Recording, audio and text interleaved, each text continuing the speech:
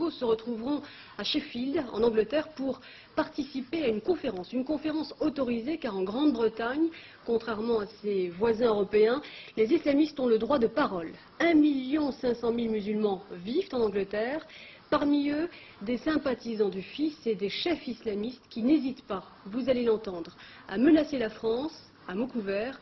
L'enquête à Londres de François Guillaume et Jean-Bernard Heyer.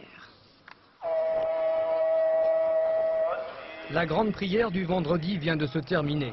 Sur l'esplanade de la mosquée, près de la sortie, une dizaine de sympathisants du fils haranguent la foule. Donnez-nous de l'argent pour aider nos frères qui combattent en Algérie, crie cet homme. Des photos des islamistes internés à Folembray sont exposées.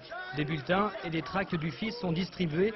Sur certains, on peut lire « Les Français déclarent une nouvelle guerre contre les musulmans en Algérie ».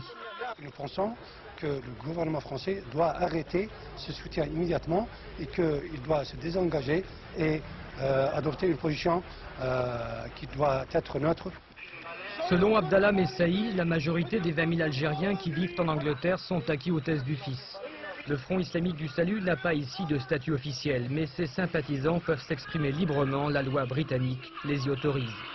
Un ex-député du fils a même demandé en novembre dernier l'asile politique et selon nos sources, des membres importants de cette organisation installée en Europe sont sur le point de quitter le continent pour l'Angleterre. Aujourd'hui, Londres est devenue la capitale européenne de l'islamisme. Qu'ils soient fondamentalistes pakistanais, égyptiens, proches du Hezbollah ou partisans de la restauration du califat, ils ont obtenu le droit de résidence. La plupart de ces islamistes ont noué des liens avec le fils. C'est le cas de Rachid Ranouchi, fondateur du mouvement tunisien Ennahda. Il est considéré comme l'un des plus grands penseurs islamistes. Pour lui, la politique française vis-à-vis de l'Algérie est irresponsable et dangereuse.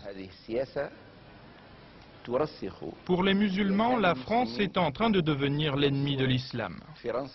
À cause de sa politique algérienne, elle pourrait bientôt être considérée comme le grand Satan, comme c'était le cas des États-Unis aux yeux de l'Iran lors de la révolution islamique.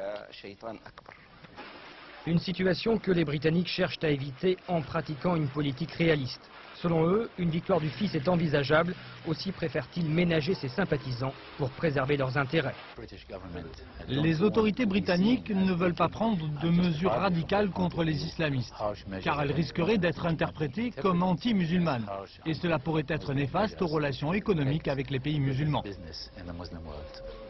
Les autorités britanniques n'ont pas souhaité nous commenter leur politique vis-à-vis des islamistes. La police, elle aussi, reste très discrète.